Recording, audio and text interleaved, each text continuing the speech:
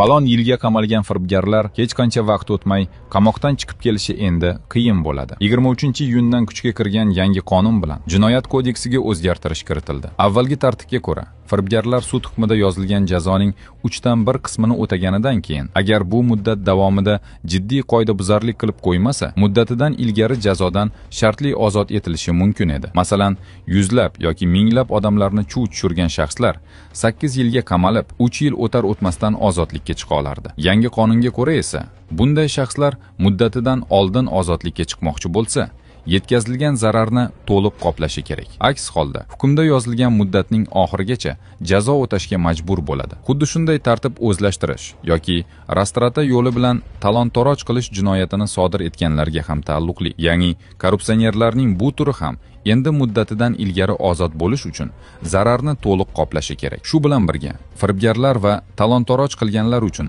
zararni to'liq qoplash evaziga avval boshdanoq umuman qamalmaslik, ya'ni ozodlikdan mahrum qilish va ozodlikni cheklash bilan bog'liq bo'lmagan jazo olish imkoniyati saqlanib qoldi.